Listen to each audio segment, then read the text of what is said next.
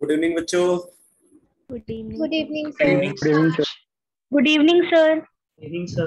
Good evening sir. Good evening, sir. Good evening, sir. Good evening, sir. Good evening.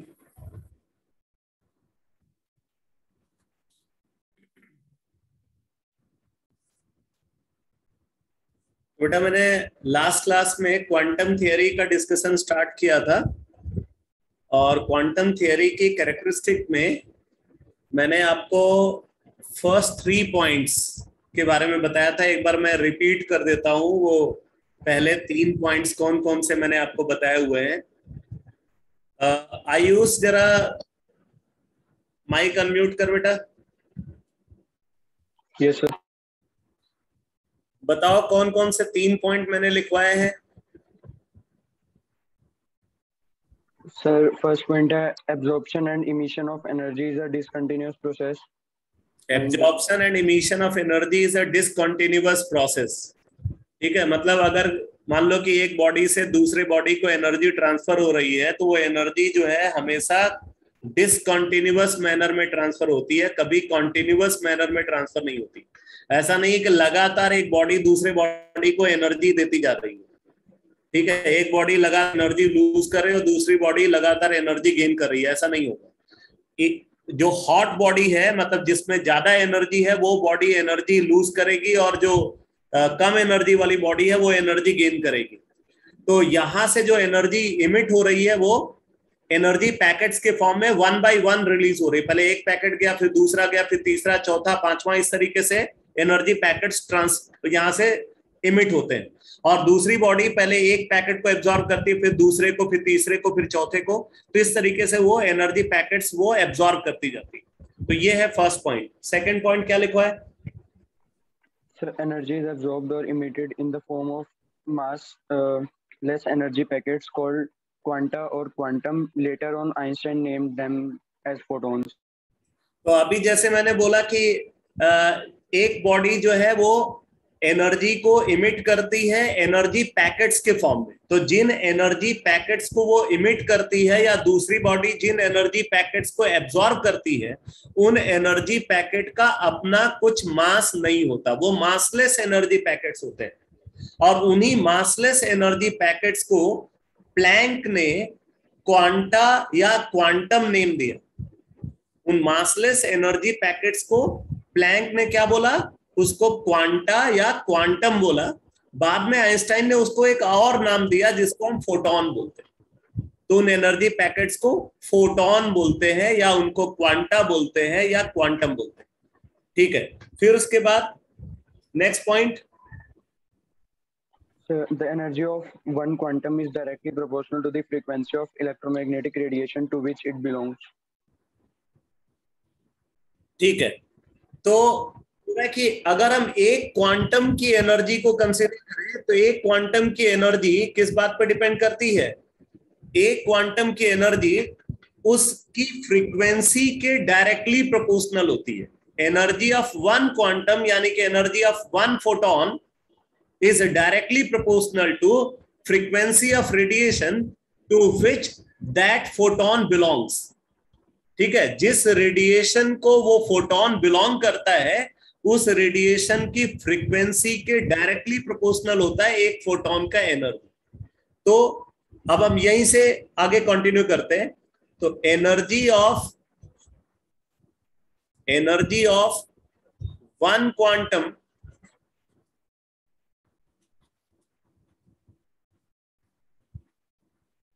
that is photon, energy of one quantum that is photon E is directly proportional to frequency of electromagnetic radiation to which it belong. वो photon किस electromagnetic radiation को belong कर रहा है उसकी frequency के directly proportional होगा। तो E is directly proportional to nu। बाद में जब हम इस प्रोपोर्शनैलिटी को हटाते हैं तो यहाँ पे एक कांस्टेंट टर्म आ जाता है। तो E is equal to H into nu. ये जो H है इसको बोलते हैं Planck's constant. H is called Planck's constant. H is called Planck's constant. ठीक है, H को Planck's constant बोलते हैं, और H वैल्यू क्या होती है? 6.626 into 10 to the power minus 34 joule second, या 6.626 into 10 to the power minus 27, 10 to the power minus 27 अर्ग सेकेंड। ठीक है, तो ये प्लैंक्स कांस्टेंट की वैल्यू होती है। तो वन फोटोन का मतलब क्या है? h new. अगर आप देखो तो न्यू वैल्यू क्या होती है? c by lambda. तो आप इसको ये भी लिख सकते हो h into C by lambda, ये भी आप लिख सकते हो, because frequency nu is equal to C by lambda. Electromagnetic radiation speed of light को एक्वायर करती है, तो इसलिए यहाँ पे स्पीड ऑफ लाइट को कंसिडर, तो nu is equal to C by lambda. अब आप नोट करो क्वांटम थियरी की कैरेक्टरिस्टिक का फाइनल पॉइंट, जिसके बेसिस पे हम न्यूमेरिकल्स को सॉल्व करते हैं। लिखो, फोर्थ पॉइंट लिखो, energy is never absorbed, energy is never absorbed, energy is never absorbed, energy is never absorbed or emitted, energy is never absorbed or emitted, energy is never absorbed or emitted in terms of fractional number of photons, in terms of fractional number of photons। आगे लिखो, it is always absorbed, it is always absorbed or emitted, it is always absorbed or emitted in terms of integral multiple of photons, in terms of integral multiple of photons, in terms of integral multiple of photons। तो बोल रहा है कि अगर एक body से दूसरे body को एनर्जी ट्रांसफर हो रही है, और वो energy obviously in terms of photons transfer होगी, तो अगर एक से ज्यादा नंबर ऑफ फोटोन ट्रांसफर हो रहे हैं, तो वो फोटोन जो है हमेशा इंटीग्रल नंबर में होने चाहिए, वो फोटोन कभी फ्रैक्शनल नंबर में प्रेजेंट नहीं होने चाहिए। जैसे एक बॉडी से दूसरे बॉडी को अगर आपसे बोला जाए क्या 2.5 फोटॉन्स ट्रांसफर हो सकते हैं, तो आप बोलोगे नहीं हो सकते, क्योंकि 2.5 एक फ्रैक्शनल वैल्यू है। एक बॉडी से दूसरे बॉडी को 1 photon, 2 photon, 3 photon, 10 photon, 15 photon, 21 photon, 37 photon, 114 photon, मतलब हमेशा integral number of photons he transfer होंगे, कभी fractional number of photons transfer नहीं होंगे। ठीक है, तो अगर हम बोल रहे हैं कि जैसे मान लो हमारे पास दो ऑब्जेक्ट है, एक ऑब्जेक्ट ए है और दूसरा ऑब्जेक्ट बी है।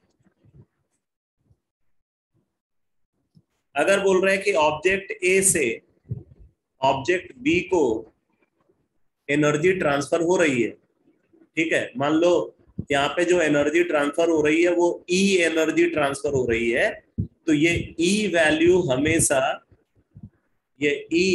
हमेशा फोटोन के इंटीग्रल मल्टीपल के टर्म्स में ट्रांसफर होगी। E is equal to N H nu, where n is number of photons transferred, n is number of photons transferred,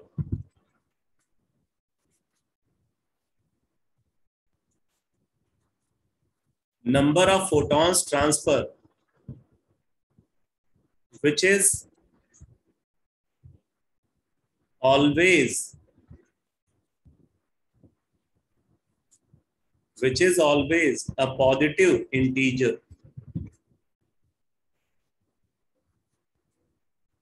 Which is always a positive integer. तो ये जो n value है ये हमेशा एक पॉजिटिव इंटीजर होना चाहिए, ठीक है। n हमेशा एक पॉजिटिव इंटीजर होगा। सर एक बार स्टेटमेंट रिपीट करना। अब फोर्थ स्टेटमेंट को मैं रिपीट कर रहा हूं, आप नोट कर लो। एनर्जी इज नेवर एब्जॉर्ब्ड और emitted. Energy is never absorbed और emitted. Energy is never absorbed or emitted in terms of fractional number of photons. Energy is never absorbed or emitted in terms of fractional number of photons. In terms of fractional number of photons. It is always absorbed or emitted. It is always absorbed or emitted in terms of integral number of photons. Integral number of photons या integral multiple of photons, कुछ भी बोल सकते हो। Integral multiple of photons. Sir हाँ बोलो। Sir ये वाला पॉइंट मतलब एक्सपेरिमेंटली देखा गया था या इसका कोई लॉजिक है? नहीं, ये एक्सपेरिमेंटली ट्रू है। ओके सर, ठीक है। और उस समय कई सारी जो प्रॉब्लम्स थी, जो है जो जैसे रदरफोर्ड्स एटॉमिक मॉडल में जो प्रॉब्लम थी, या और जो लिमिटेशंस, जैसे आपने देखा कि फोटो इलेक्ट्रिक इफेक्ट फिनोमेना को अगर कंसीडर कर लें, या हीट कैपेसिटी का जो वेरिएशन टेम्परेचर के साथ ऑब्जर्व होता है, अगर हमें उसको एक्सप्लेन करना हो, या ब्लैक बॉडी रेडिएशन को एक्सप्लेन करना हो, ये सारी बातें तभी एक्सप्लेन हो पाती हैं जब हम एनर्जी का ट्रांसमिशन को डिसकंटिन्यूअस मैनर में कंसीडर करते हैं। एनर्जी डिसकंटिन्यूअस मैनर में ट्रांसफर होती है, कॉन्टिन्यूअस मैनर में एनर्जी का ट्रांसमिशन नहीं होता। ये सारे फैक्ट्स तभी एक्सप्लेन हो पाते हैं जब हम इस पर्टिकुलर कंसेप्ट को कंसीडर करते हैं। तो ये क्वांटम थियरी का सबसे इंपॉर्टेंट फीचर है, ठीक है। यस। अब मैं कुछ न्यूमेरिकल सॉल्व करा रहा हूं क्वांटम थियरी पे बेस्ड, तो आप नोट करो। एक क्वेश्चन लिखो। A bulb emits light. A bulb emits light. A bulb emits light of wavelength. A bulb emits light of wavelength 4,500 angstrom. 4,500 angstrom. आगे लिखो। The bulb is rated as मतलब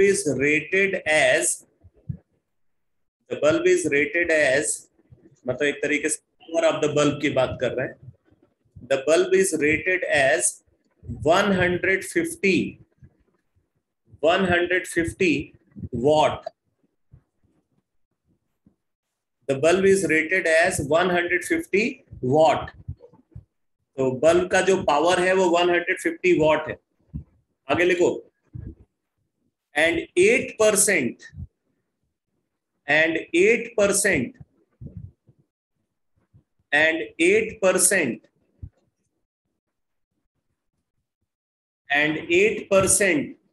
of the energy, and 8%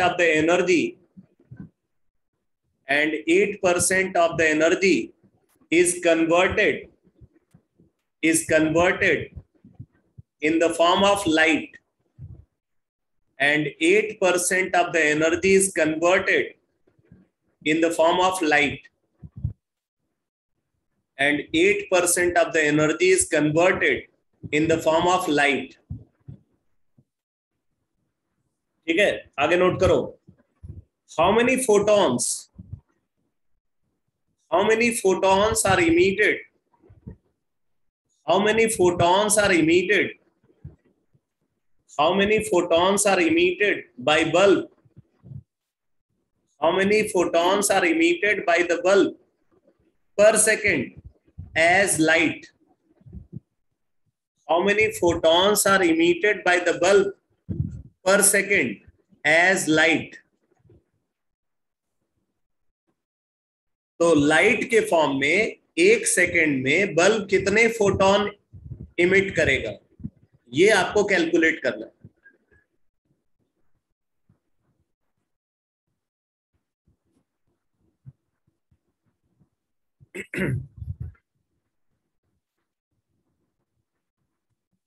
चलो first question है तो मैं आपको solve करके बताता हूं। यहां पे आप देखो पावर ऑफ द बल्ब है 150 वॉट, तो आप यहां पे बोल सकते हो total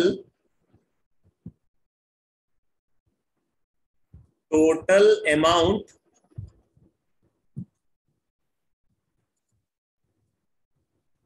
of electrical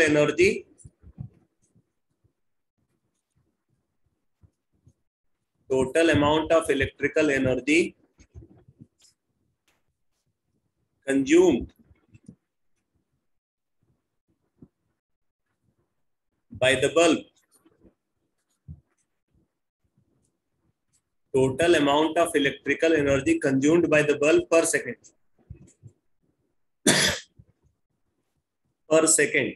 is equal to, आप देखो 150 वॉट है, मतलब 150 जूल पर सेकेंड, तो 1 सेकेंड में ये 150 जूल एनर्जी कंज्यूम करेगा। Therefore, amount of energy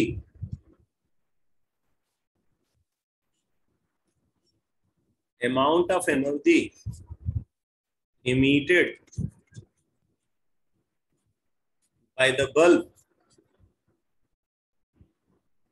amount of energy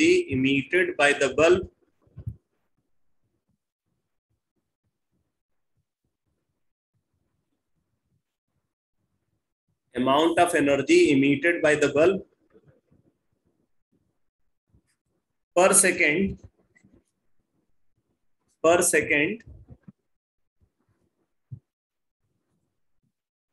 as light या in the form of light is equal to क्या हो जाएगा 150 into 8/100, Yes. तो this is equal to 12 joule. 12 joule ये मुदित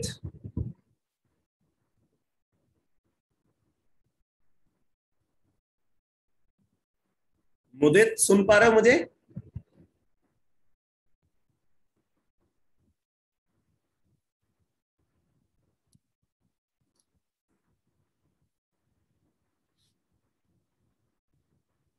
बार बार डिस्कनेक्ट होता रहता है, पता नहीं इसका नेट बहुत अनस्टेबल रहता है क्या?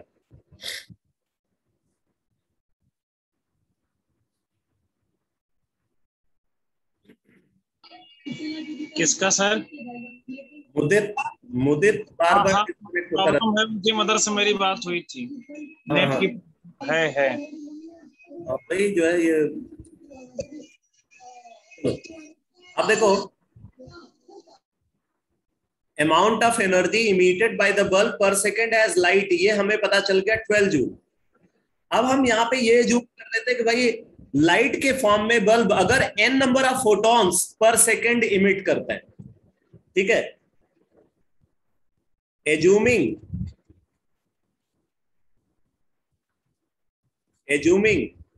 n number of photons are emitted, assuming n number of photons are emitted by the bulb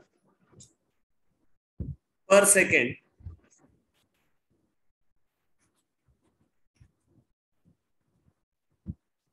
as light,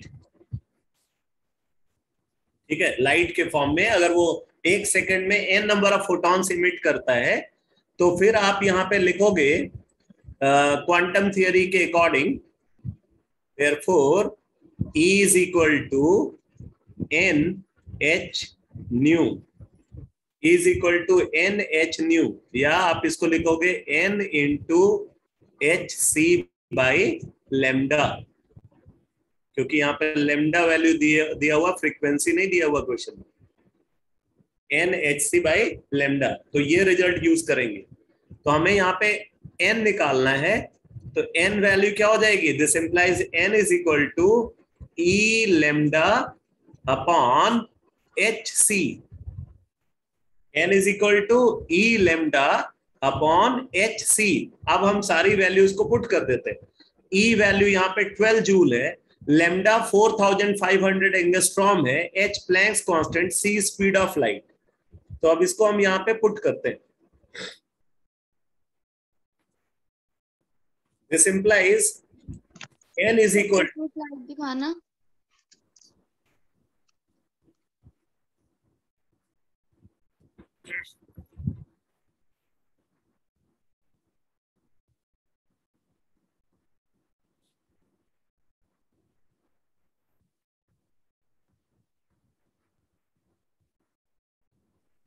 हो गया सर।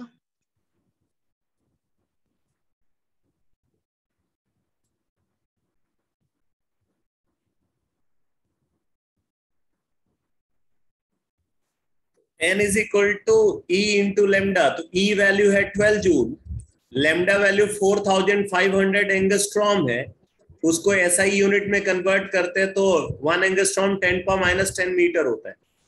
तो 4500 इंटू 10⁻⁻10 E इंटू लेमडा हो गया, divided by H into C। H को हम अप्रोक्सीमेटली 6.63 इंटू 10⁻⁻34 जूल सेकेंड ले लेते हैं SI यूनिट, और C speed of light 3 into 10⁸ metre पर सेकेंड। ठीक है, वैसे ये H इंटू C वैल्यू बार बार आपके सामने आएगी, तो इसको आप याद ही कर लो तो अच्छा है। तो H इंटू C जो है ये आप सीधे याद कर लो, इसको 19.89 इंटू 10⁻⁻26 होता है, या अप्रोक्सीमेटली आप इसको 20 इंटू 10⁻⁻26 या 2 इंटू 10⁻25 ले सकते हो अप्रोक्सीमेटली। तो सॉल्व कर लो इसको, सॉल्व करके बताओ कितना आता है n value. 27.2 into 10 raised to power 18. 27 into 10⁻18 यानी कि 2.7 इंटू 10⁻19 फोटॉन्स पर सेकेंड। ठीक है, तो बल्ब 1 सेकेंड में कितने फोटॉन्स इमिट करेगा? 2.7 इंटू 10⁻19 फोटॉन्स वो इमिट करेगा। चलो नेक्स्ट क्वेश्चन लिखो।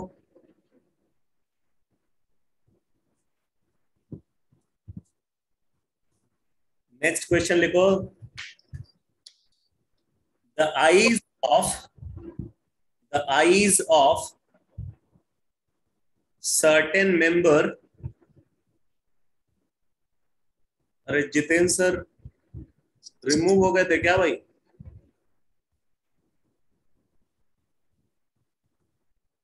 आजकल बड़ा ध्यान देना पड़ता है, 2 रुपये आ जाते हैं। Yes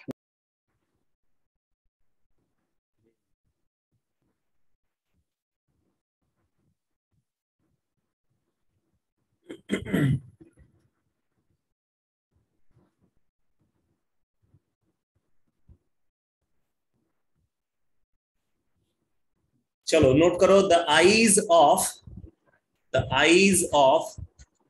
certain member of reptile family, the eyes of certain member of reptile family pass a visual signal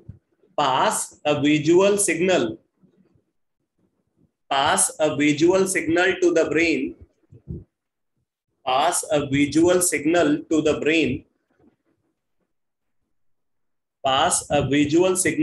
brain, when their visual receptors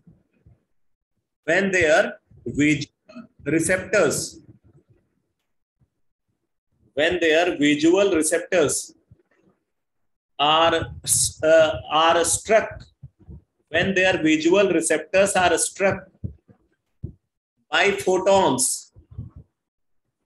When their visual receptors are struck by photon of wavelength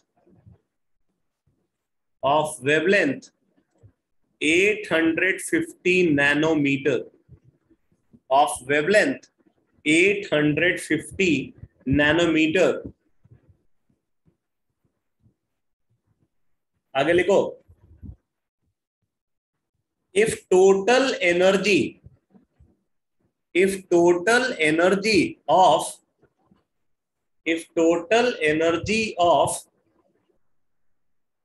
3.15 into 10 to the power minus 14 joule, if total energy of 3.15 into 10 to the power minus 14 joule is required if total energy of 3.15 into 10 power minus 14 joule is required to trip the signal,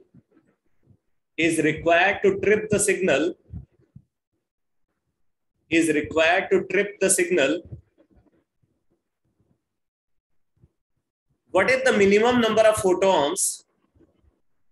What is the minimum number of photons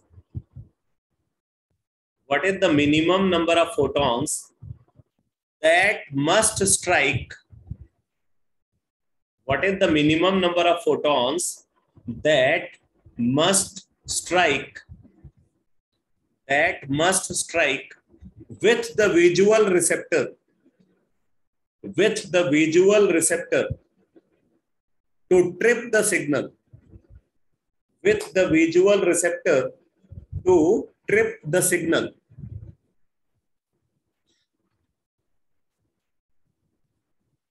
Solve करो.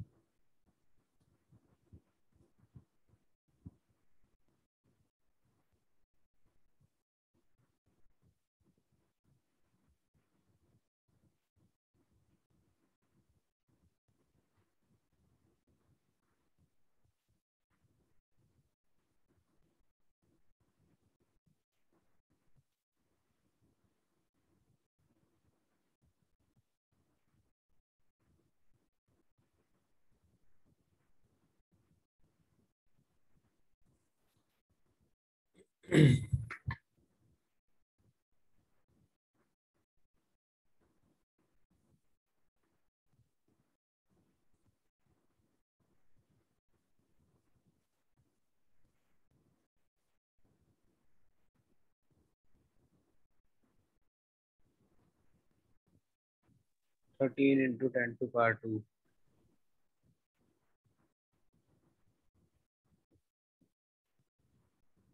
गलत है बेटा.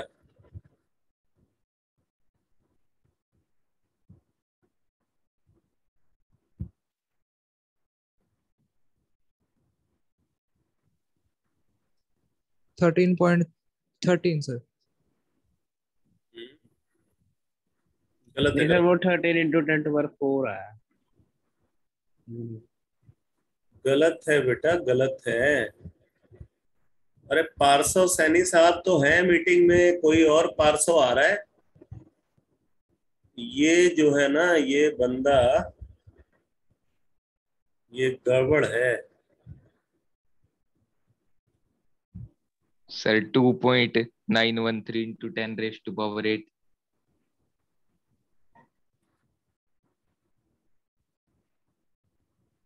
Sir 1338. 1338. Yes sir. 0.7 है sir. आगे 1339 भी हो सकता है. ना ना ना ना ना ना ना ना ना, गलत है. 133875. 133875 ये करेक्ट. सर उसको बस अप्रोक्स करके बता दिया था. 13 into 10 to power 4. तो अप्रोक्सीमेशन में तूने पावर टर्म ही गड़बड़ कर दिया ना. ये आरव गोयल, आर्यन गोयल जो है एब्सेंट है। ओके,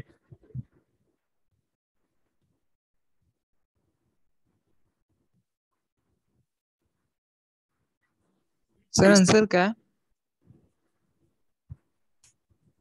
आंसर है 1.3, approximately 1.34 into 10⁵ photons.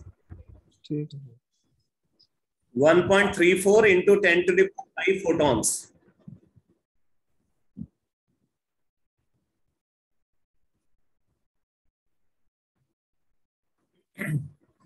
Yes sir.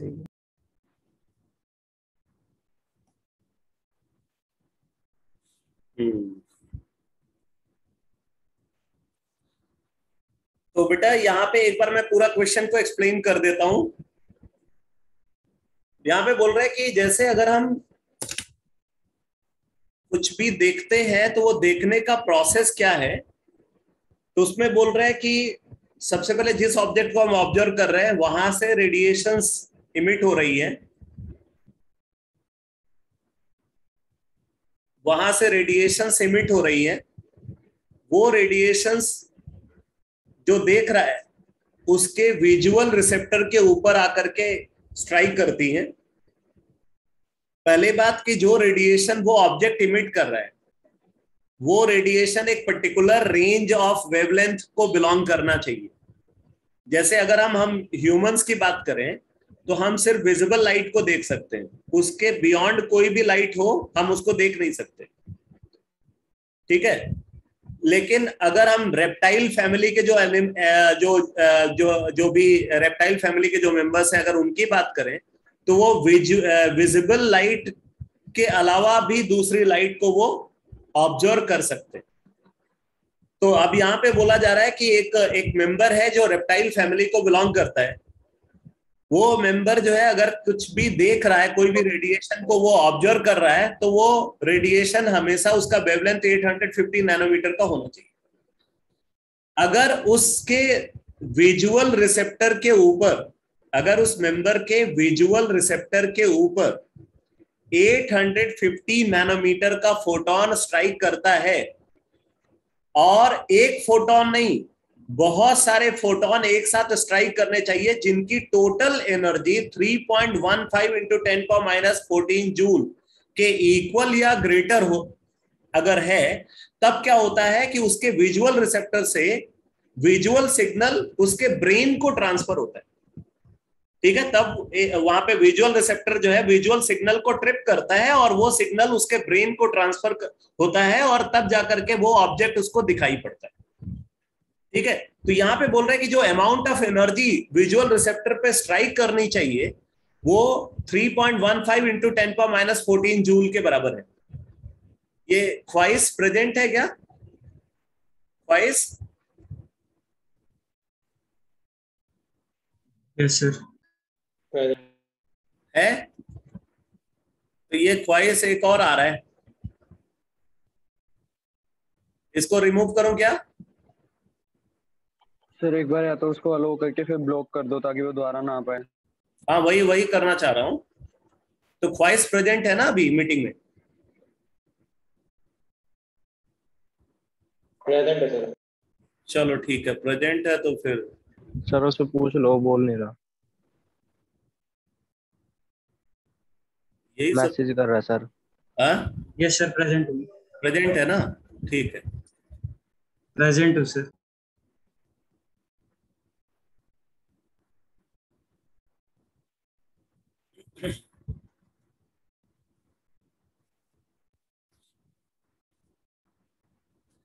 तो यहाँ पे अब आप देखो नंबर ऑफ फोटोन इमिटेड जो है वो आपको निकालना है, तो E is equal to NHC by lambda ये होना चाहिए। तो आपको निकालना है यहाँ पे N इज इक्वल टू क्या हो जाएगा, E lambda upon HC। E यहाँ पे 3.15 इंटू 10⁻⁻14 जूल गिवन है और लेमडा वैल्यू 850 नैनोमीटर है, तो इसको मीटर में कन्वर्ट कर लेते हैं। तो 850 इंटू 10⁻⁻9। अब ये सब ध्यान देना, इसमें कुछ गड़बड़ नहीं होनी चाहिए। पता चला नैनोमीटर वाली वैल्यू ही सीधे पुट कर दिया, नैनोमीटर है, एंगस्ट्रॉम है, जो कुछ भी है उसको पहले आप मीटर में कन्वर्ट करके हमेशा वैल्यू पुट करोगे। ई अमाउंट ऑफ एनर्जी है, टोटल अमाउंट ऑफ एनर्जी जो विजुअल रिसेप्टर पे स्ट्राइक करती है, और H इंटू सी अभी मैंने बताया था कि इसको आप अप्रोक्सीमेटली 2 इंटू 10⁻⁻25 लिख सकते हो। तो फिर यहां से आप सॉल्व कर लो, तो ये सॉल्व करके क्या आ जाता है, ये सॉल्व करके अप्रोक्सीमेटली 1.34 इंटू 10⁵ फोटॉन्स आ जाता है। ठीक है।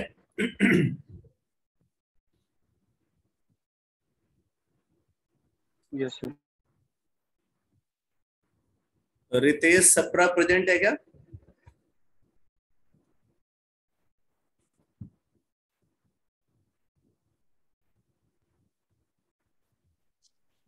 नहीं आओ सर, हम्म, नहीं है सर वो प्रेजेंट। ओके।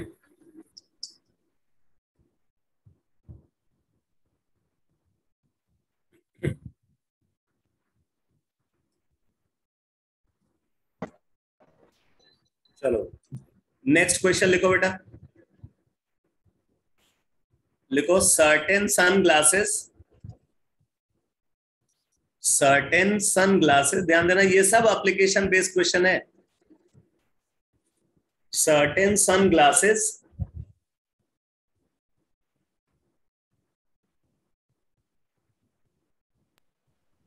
अरे कहाँ, रुको सर 1 मिनट।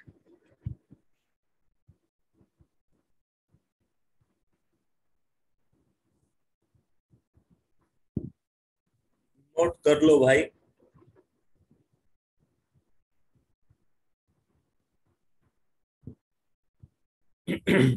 लिख लिया? कह रहा है सर, अब बोलो, मैसेज किया मतलब। चलो लिखो, certain sunglasses having small crystals, certain sunglasses having small crystals, certain sunglasses having small crystals of silver chloride, certain sunglasses having small crystals of silver chloride incorporated in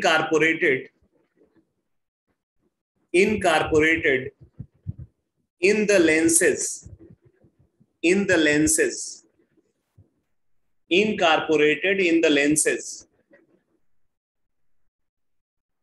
आगे लिखो, on exposure to light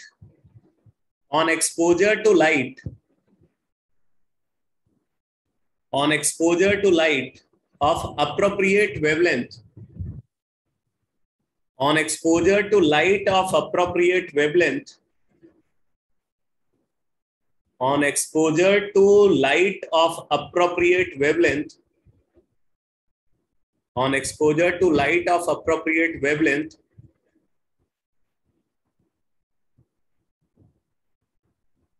मैं फिर से repeat कर रहा हूं, certain sunglasses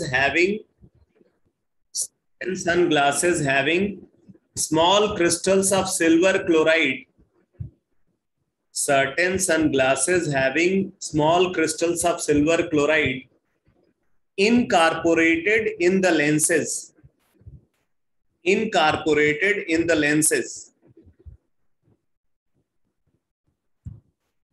आगे, on exposure to light of appropriate wavelength, on exposure to light of appropriate wavelength, on exposure to light of appropriate wavelength। ये आर्यन गोयल है क्या? हूँ सर मैं। अच्छा, तो फिर ये कोई स्पेशल आर्यन आ रहा है।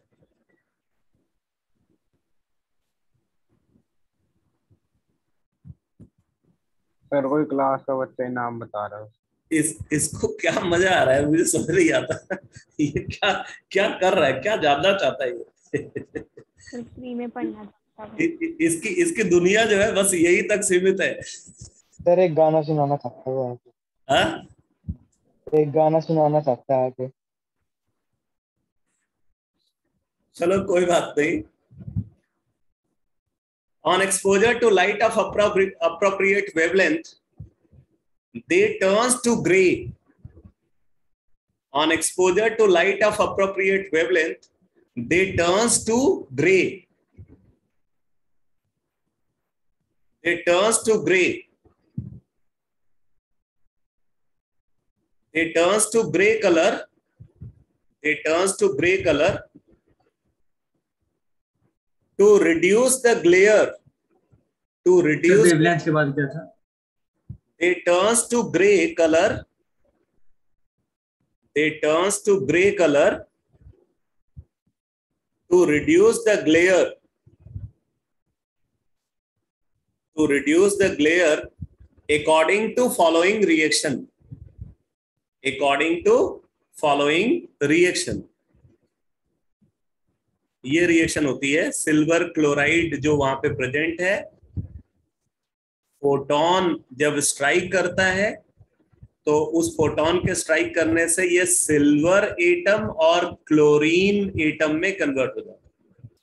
सिल्वर एटम और क्लोरीन एटम में कन्वर्ट हो जाता है, मतलब ये डिसोसिएट कर जाता है। ये जो सिल्वर है, ये जो सिल्वर है, इसी सिल्वर की वजह से यहाँ पे ग्रे कलर ऑब्जर्व होता है। इस सिल्वर की वजह से यहाँ पे ग्रे कलर ऑब्जर्व होता है। हाँ प्राची, क्या स्टेटमेंट रिपीट करना है बेटा? सर अकॉर्डिंग टू के बाद बता दो बस। एक minute.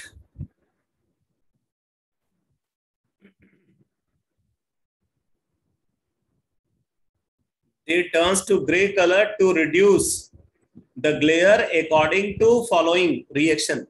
According to following reaction, ये reaction है। According to following reaction. Okay sir. आगे लिखो, if the heat of reaction, if the heat of reaction, if the heat of reaction for the decomposition of silver chloride, if the heat of reaction for decomposition of silver chloride is 248, हाँ ये दो student हैं प्राची के नाम से। If the heat of reaction for the decomposition of silver chloride is 248 kilojoule per mole,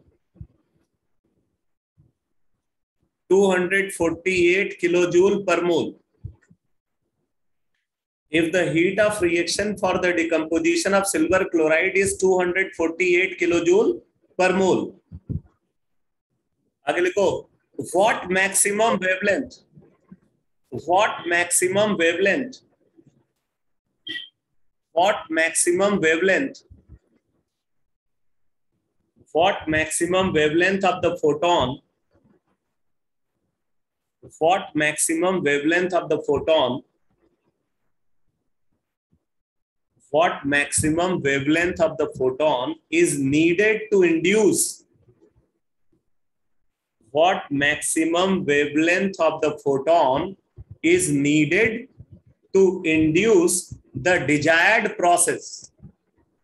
Is needed to induce the desired process. What maximum wavelength of photon is needed to induce the desired process? अब मैं इसको explain कर देता हूं थोड़ा सा question को।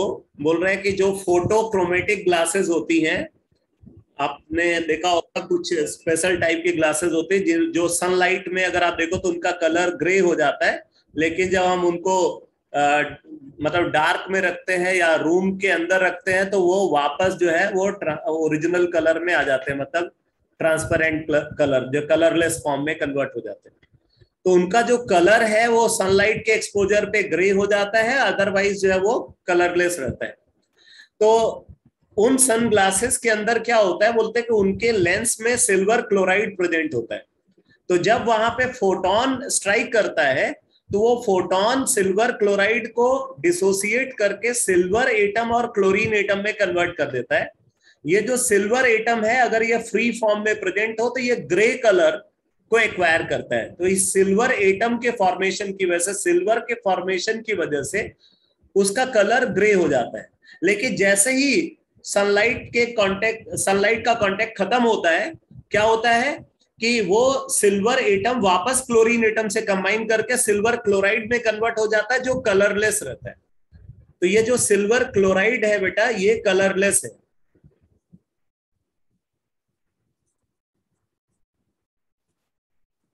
और सिल्वर के फॉर्म में जब ये कन्वर्ट होता है तो ग्रे कलर। तो ये रिएक्शन की वजह से जो है ये कन्वर्जन होता है। तो अब यहाँ पे बोल रहे हैं कि अगर इस डिकम्पोजिशन रिएक्शन का इंथैल्पी यानी कि हीट जो है वो 248 किलो जूल पर मोल है, तो बोल रहे कि कितना मैक्सिमम वेवलेंथ का फोटोन जो है वहां पे लेंस के ऊपर गिरे जिससे कि कलर चेंज हो, मतलब वो कलरलेस से ग्रे कलर में कन्वर्ट हो। उसके लिए क्या मैक्सिमम वेवलेंथ फोटोन का होना चाहिए वो आपको निकालना। तो अब आप इसको सॉल्व करो।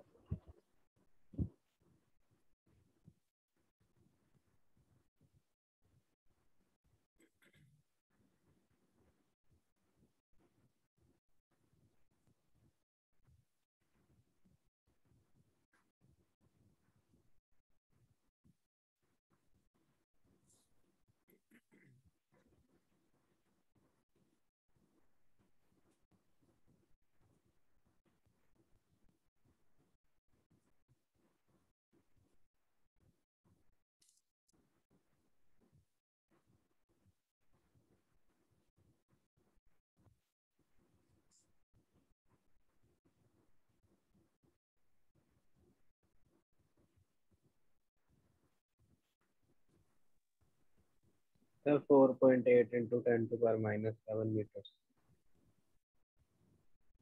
4.8 10 to the power minus 7 metre. अच्छा देखो, ओजस सिंगला मेरे से बात कर रहा है और एक ओजस जो है वो वेटिंग रूम में भी है।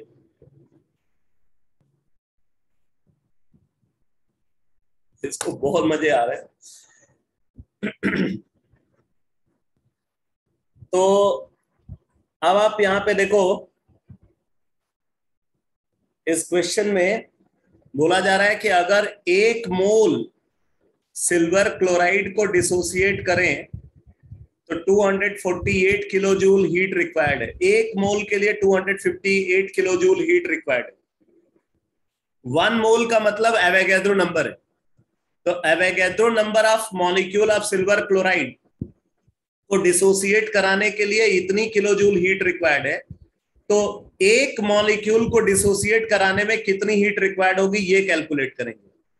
तो amount of energy required, amount of energy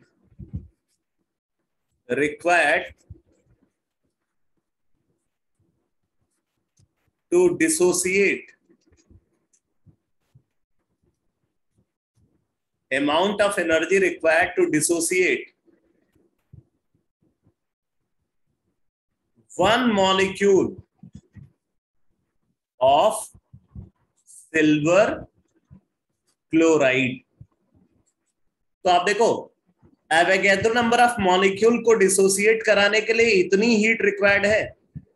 तो 1 मॉलिक्यूल को डिसोसिएट कराने में कितनी हीट रिक्वायर्ड होगी? तो ये हो जाएगा 248 into 10 to the power 3 divided by Avogadro number 6.02 into 10 to the power 23 joule पर मॉलिक्यूल। हमने ये किलो जूल को जूल में कन्वर्ट किया अपॉन एवोगैड्रो नंबर, तो जूल पर मॉलिक्यूल हो जाएगा।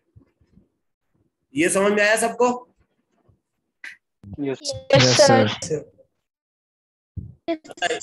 Yes, sir. यक्ष हो तुम?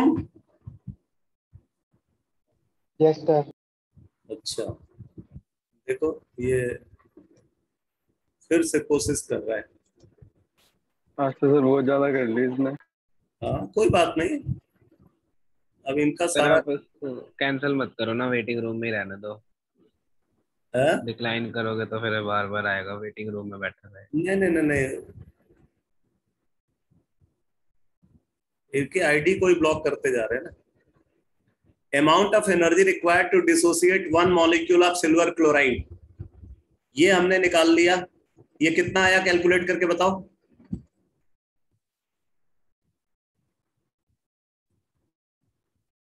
(0.4 into 10 raised to power minus 18).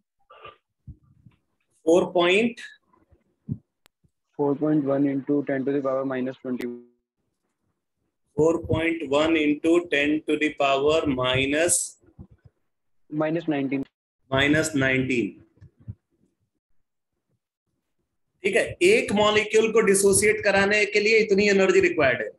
Obviously एक मॉलिक्यूल के ऊपर एक फोटोन गिरेगा, ठीक है, मॉलिक्यूल के ऊपर एक फोटोन गिरेगा और उसी फोटोन के गिरने से वो डिसोसिएट होगा।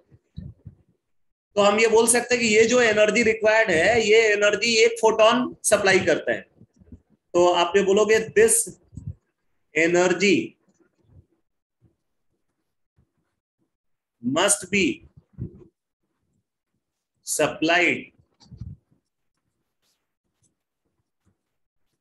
by single photon.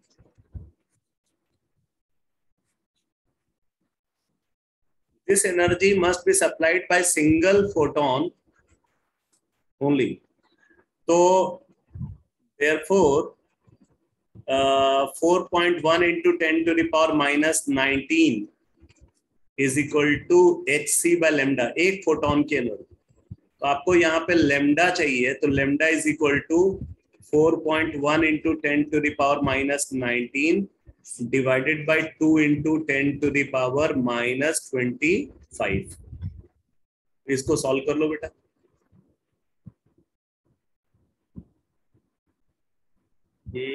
उल्टा लिख दिया क्या? उल्टा लिख दिया। उल्टा लिख सर आपने उल्टा लिख दिया। हाँ लिख दिया उल्टा। Yes sir. तो आप सीधा कर दो इसको।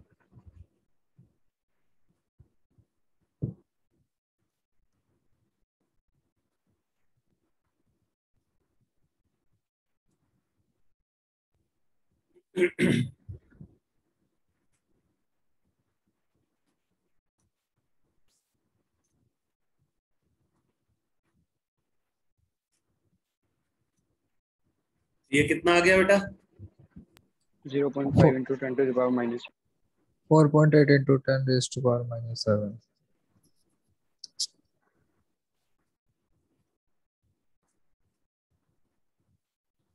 (4.8 into 10 power minus 7 मीटर या 480 into 10 to the power minus 9 metre या 480 नैनोमीटर बोल सकते हैं।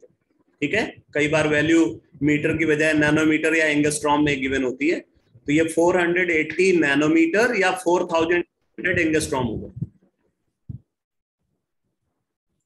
480 नैनोमीटर और 4800 एंगस्ट्रॉम के इक्वल होती है। क्लियर है बेटा? Yes. Yes sir. चलो नेक्स्ट क्वेश्चन लिखो। तनिष्क है क्या? तनिष्क, आहूजा?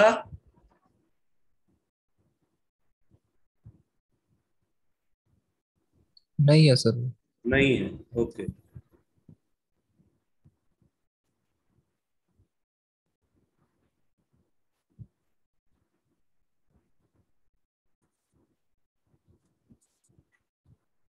क्वेश्चन लिखो बेटा।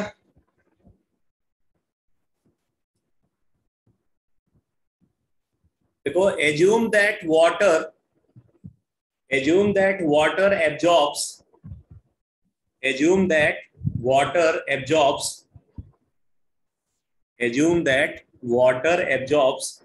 light of wavelength.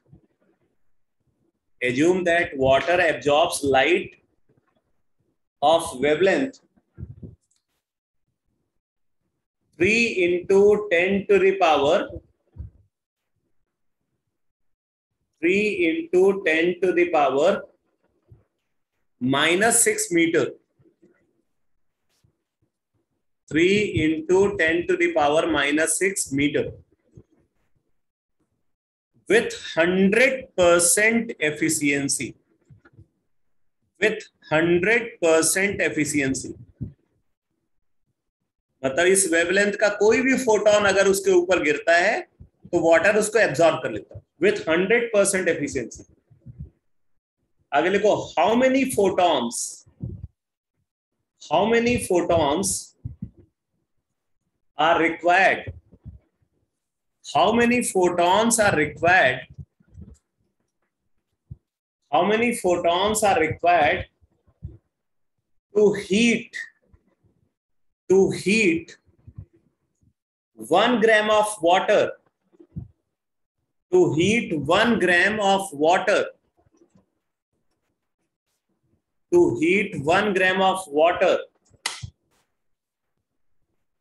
by 1 Kelvin,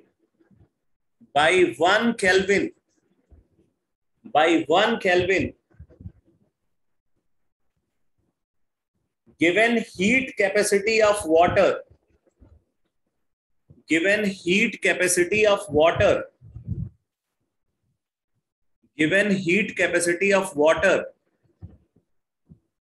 is equal to 75.3 joule per mole per Kelvin. 75.3 joule per mole per kelvin. Solve करो।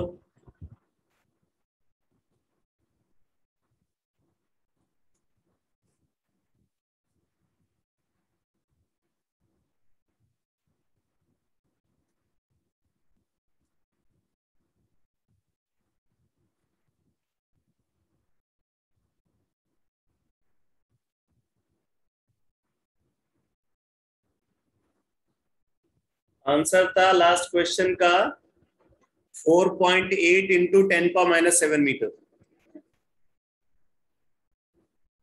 4.8 इंटू 10⁻⁷ मीटर।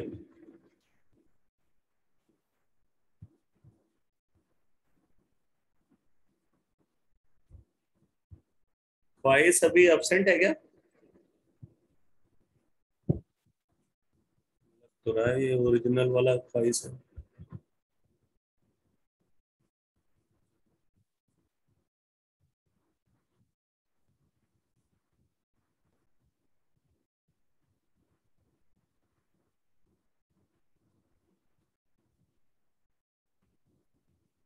वॉइस तुमने अभी एंटर किया है?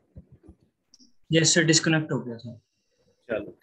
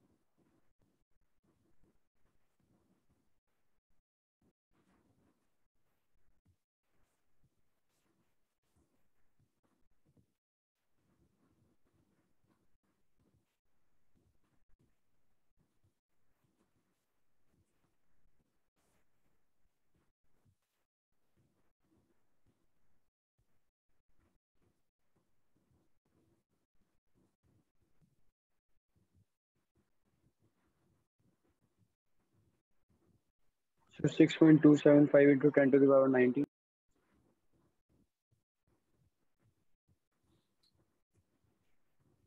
6.275 मतलब 6.3 इंटू 10⁻19। Yes sir. हाँ सही है।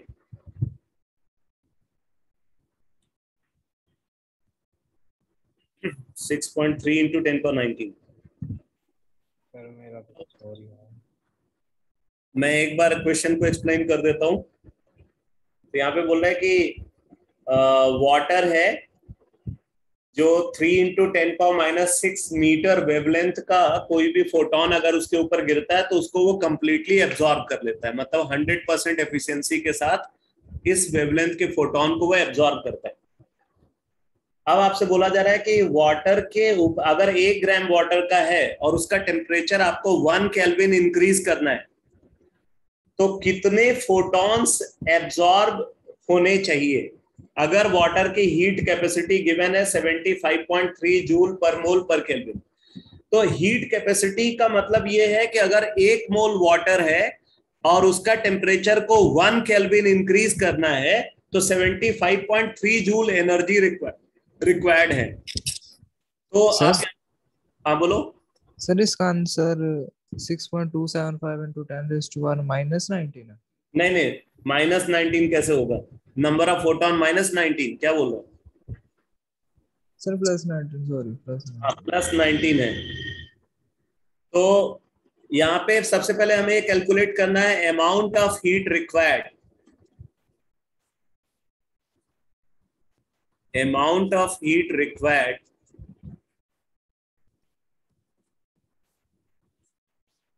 to raise the temperature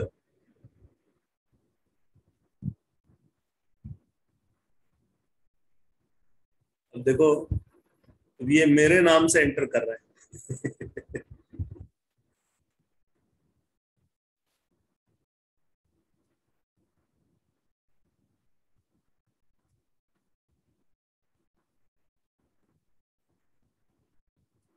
तो दिमाग का यूज करके नहीं एंट्री ले रहा।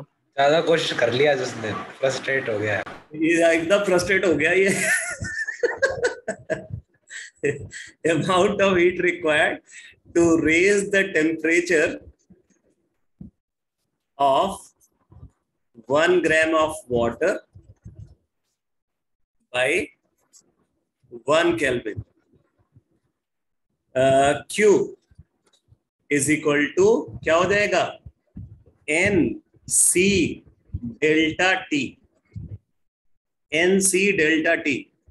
N क्या है? Number of mole of water. तो number of mole of water क्या हो जाएगा? 1 ग्राम है, तो 1/18 मोल, ये N हो गया। C वैल्यू यहाँ पे मोलर हीट कैपेसिटी है 75.3 joule per mole per kelvin, और डेल्टा T क्या है? 1 केल्विन। ठीक है, चेंज इन टेम्परेचर 1 केल्विन। तो ये आ जाएगा 75.3/18 जूल आ गया। अब ये एनर्जी हमें फोटॉन के थ्रू मिलनी है, तो number of photon required, number of photon required N is equal to क्या हो जाएगा? E lambda upon HC। E lambda upon HC। Number of photon required N is equal to E lambda upon HC। तो यहां से अगर आप देखो तो E वैल्यू आ गई 75.3/18, lambda value 3 into 10⁻⁻⁶ upon HC 2 into 10⁻⁻25। तो इसको आप सॉल्व कर लो तो आपको आंसर मिल जाएगा। हाँ बोलो सर, एक बार वो बता दो एनर्जी कैसे निकालनी थी। ये कैसे लिखा? Yes sir. अरे अब जरा देखो ना, मोलर हीट कैपेसिटी क्या है? मोलर हीट कैपेसिटी है minimum amount of heat required to raise the temperature of 1 mole of the substance by 1 kelvin. ठीक है, तो 1 मोल सब्सटेंस का टेम्परेचर 1 केल्विन अगर इंक्रीज करना है तो जो हीट रिक्वायर्ड है यहाँ पे वो 75.3 जूल। तो अगर 1/18 मोल सब्सटेंस का है तो कितनी हीट रिक्वायर्ड होगी? तो 1/18 into C into change in temperature. यहाँ पे खैर चेंज इन टेम्परेचर भी 1 केल्विन, तो वहां से निकल गया। Okay sir. तो ये सबको समझ में आ गया बेटा? Yes sir. Yes, sir. Yes, sir.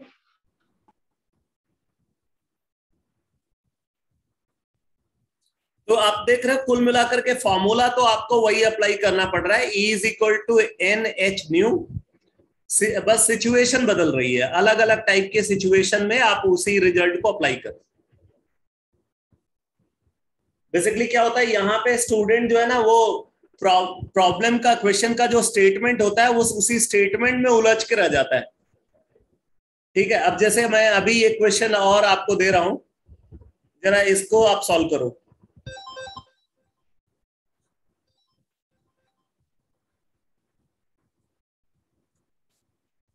लिखो, infrared lamps, infrared lamps infrared lamps are used infrared lamps are used in restaurants.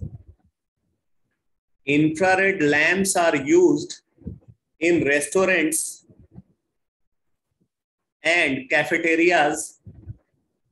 Infrared lamps are used in restaurants and cafeterias to keep food warm. To keep food warm. To keep food warm. एक बार मैं फिर से repeat कर रहा हूं. Infrared lamps are used in restaurants and cafeterias to keep food warm. आगे लिखो, the infrared radiation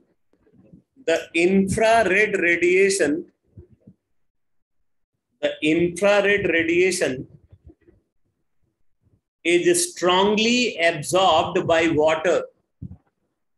The infrared radiation is strongly absorbed by water.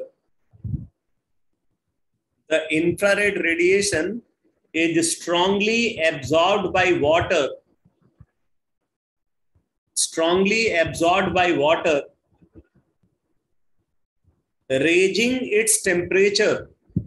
Raising its temperature. Raising its temperature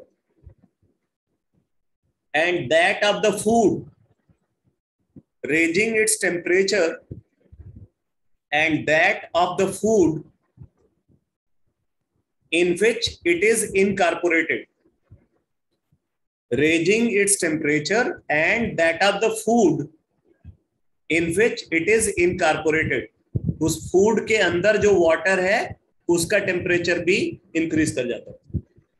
Raising its temperature and that of the food in which it is incorporated. आगे लिखो, how many photons per second? How many photons per second of infrared radiation? How many photons per second of infrared radiation? How many photons per second of infrared radiation are produced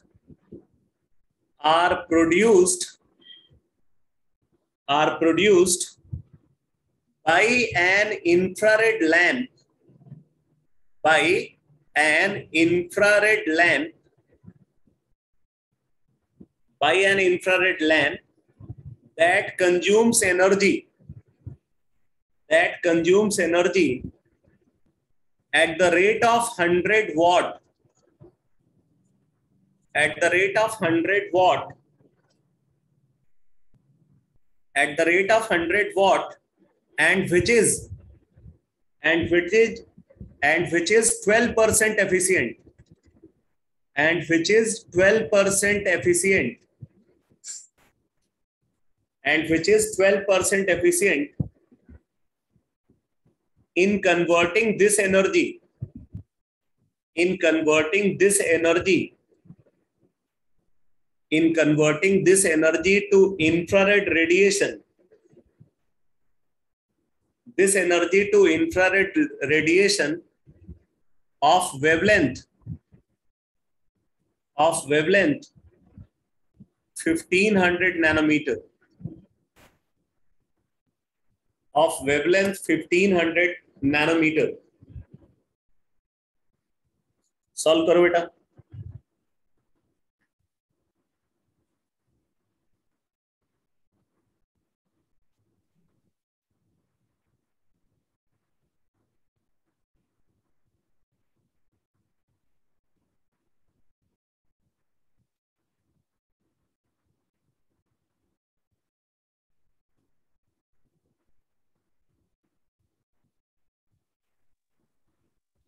9 into 10 to the power Sir, 9 19. into 10 raised to power 19.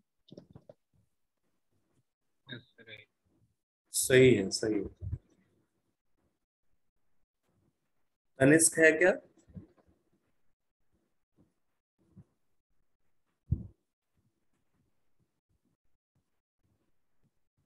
No, sir, नहीं है sir. हाँ बोलो। Sir इसके अंदर infrared की frequency भी तो direct use कर सकते थे, 10 raised to power 13 hertz. Direct use कर सकते थे, याद है क्या तुम्हें? सर आपने वो रिकॉर्डेड लेक्चर में बताई थी। Yes, sir, बताइए। ठीक है, लेकिन इंफ्रारेड रेडिएशन की कोई एक फिक्स्ड वेवलेंथ नहीं होती है, रेंज ऑफ वेवलेंथ होती है। जैसे विजिबल रेडिएशन की क्या कोई फिक्स्ड वेवलेंथ है? 4000 एंगस्ट्रॉम से लेकर के 7000 एंगस्ट्रॉम तक की पूरी रेंज को विजिबल रेडिएशन बोलते हैं। ऐसे ही इंफ्रारेड रेडिएशन की भी अपनी एक रेंज ऑफ वेवलेंथ होती है, तो कोई फिक्स वैल्यू थोड़ी होगी वो, तो जो प्रॉब्लम में वही यूज करो। तो ये क्वेश्चन और जो फर्स्ट क्वेश्चन है, जो पहला क्वेश्चन मैंने कराया और ये वाला क्वेश्चन, ये दोनों क्वेश्चन में कोई डिफरेंस नहीं है, सिर्फ डेटा बदल रहा है, सिचुएशन बदल रही है। अब ये जो क्वेश्चन है बेटा, ये आईआईटी एग्जाम में पूछा गया क्वेश्चन। अब यहाँ पे क्या है, लोग जो है सिर्फ प्रॉब्लम की लेंथ में ही उलझ के रह जाते हैं, बस बार बार उसी को पढ़ते और समझते रहते हैं, कंक्लूसिव पार्ट तक पहुंच ही नहीं पाते। अब क्या होता है कि उसकी वजह से क्वेश्चन को उन्हें कई बार पढ़ना पड़ता है। अब कई बार अगर आप पढ़ोगे तो नेचुरल सी बात है आपका टाइम खराब होगा। तो इसके लिए आपकी रीडिंग हैबिट जो है वो अच्छी होनी चाहिए, थोड़ा सा फोकस्ड रहो जब आप पढ़ रहे हो। जो बड़ी लेंथ वाले जो क्वेश्चन होते हैं ना, लोग जो है खाली लेंथ देख करके डर जाते हैं, बट नॉर्मली ऐसे क्वेश्चन जो है बहुत आसान होते हैं, बहुत आसानी से सॉल्व होते हैं। तो अब यहाँ पे अगर आप देखो तो सबसे पहले आपको क्या कैलकुलेट करना है, amount of energy, amount of energy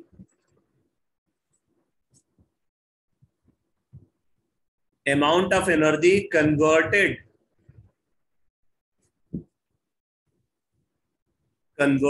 in the form of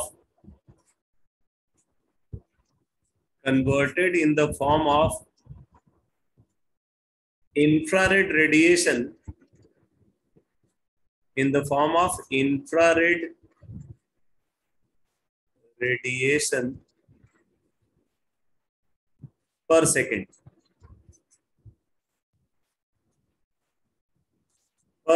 क्या हो जाएगा, 100 into 12 by 100, 100 joule into 12 by 100, तो 12 जूल हो जाएगा।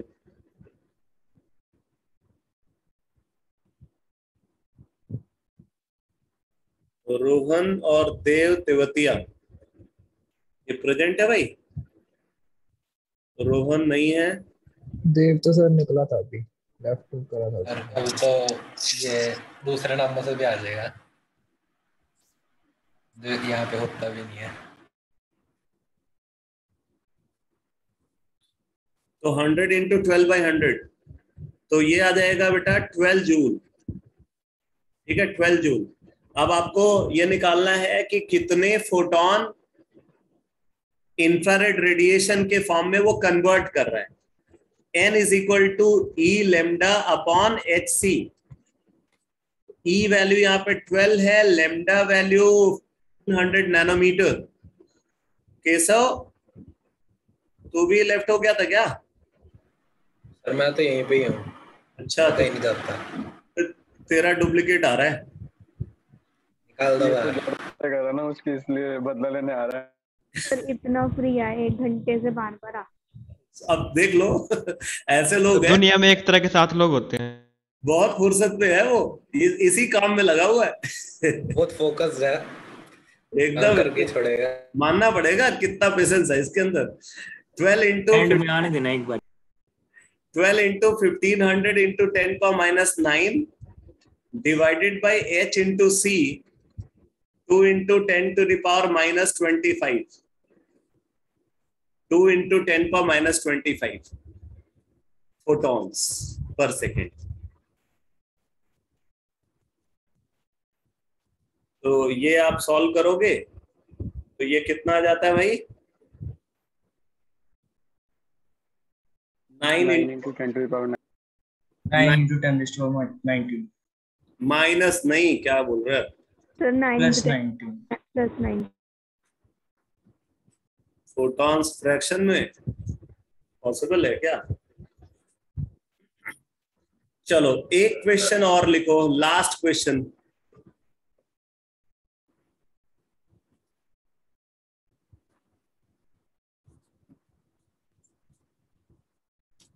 लिखो, the dissociation energy of hydrogen, the dissociation energy of hydrogen, ये भी आईआईटी एग्जाम में पूछा गया क्वेश्चन है। The dissociation energy of hydrogen, the dissociation energy of hydrogen is 430.53 kilojoule per mole. The dissociation energy of hydrogen is 430.53 kilojoule per mole. आगे लिखो, if hydrogen is exposed, if hydrogen is exposed to radiation, if hydrogen is exposed to radiation of wavelength, if hydrogen is exposed to radiation of wavelength 253.7 nanometer, 253.7 nanometer, 253.7 nanometer. आगे लिखो, what percent of radiant energy, what percent of radiant energy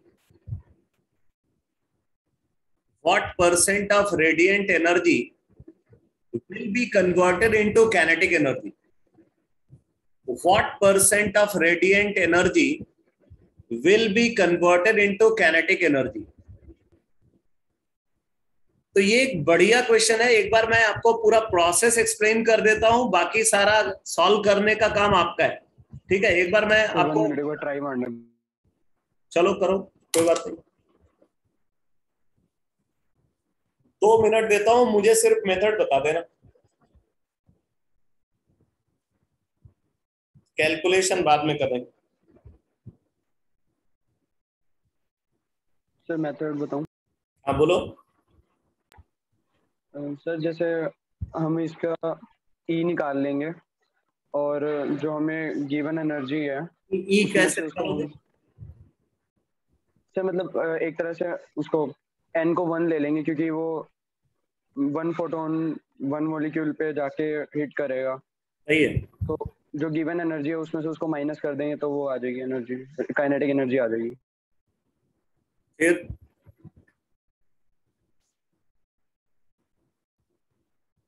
percentage निकालना है। Yes sir. तो क्या करोगे?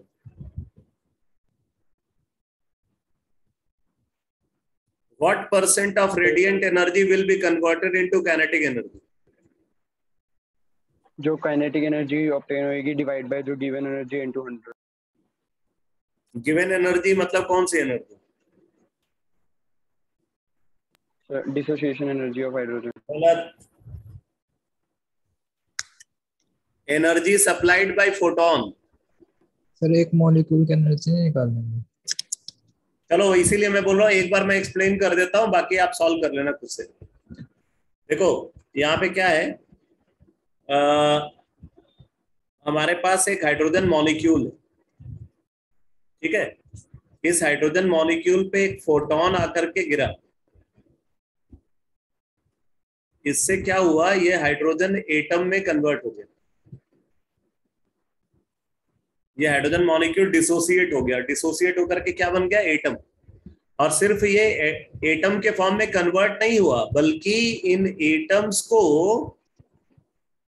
इन atoms को क्या मिल गई, इनको मिल गई काइनेटिक एनर्जी, इन एटम्स को काइनेटिक एनर्जी मिल गई। मतलब बॉन्ड ब्रेक करने के लिए जितनी एनर्जी रिक्वायर्ड है उससे भी ज्यादा एनर्जी फोटोन दे रहा है।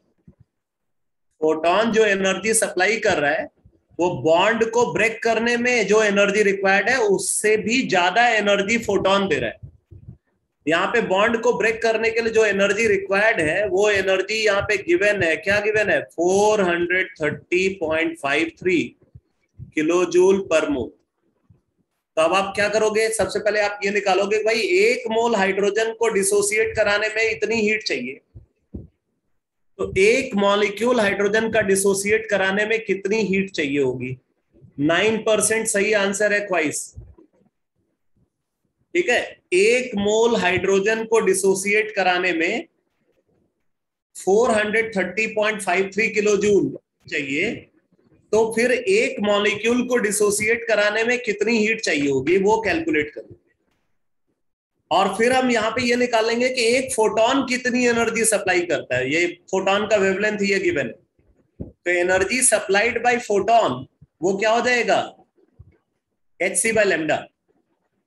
तो आप एक तो कैलकुलेट कर लोगे amount of energy required to dissociate 1 molecule of hydrogen। तो ये हो जाएगा E, ये आप निकाल लोगे 430.53 into 10⁻³ joule upon Avogadro number, यहां से निकाल लोगे। फिर आपको यहाँ पे कैलकुलेट करना है amount of energy supplied by 1 photon,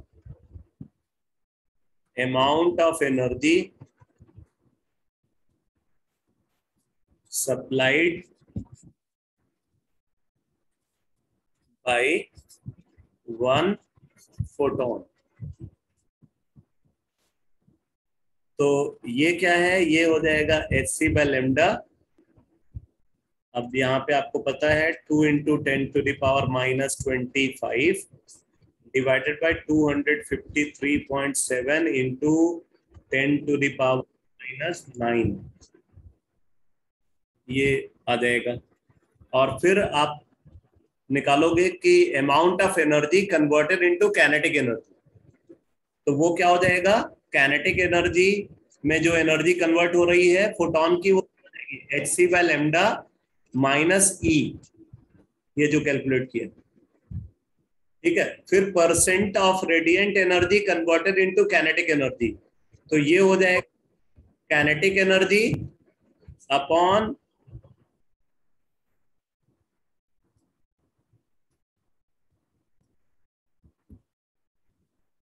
तो ये आ जाएगा kinetic energy upon energy supplied by photon into 100। ठीक है, तो इस तरीके से सॉल्व करोगे। तो सबको समझ में आ गया method? Yes sir. Yes sir. बस इसको कंप्लीट कर लेना बेटा, आंसर है 9%। ठीक है, अब नेक्स्ट क्लास में मैं अगला कॉन्सेप्ट स्टार्ट करूंगा, photo electric effect. Next concept होगा फोटो इलेक्ट्रिक इफेक्ट। तो ये क्वांटम थियरी के न्यूमेरिकल्स में कंफर्टेबिलिटी आ गई है सबको? Yes sir. चलो ठीक है सर, इसी टाइप के बनते हैं ना, या और तो नहीं कोई बनते? नहीं, बस ये सब, मतलब ये वाला जो क्वेश्चन मैं करा रहा हूँ ये सबसे डिफिकल्ट क्वेश्चन मान करके चलो। Okay sir.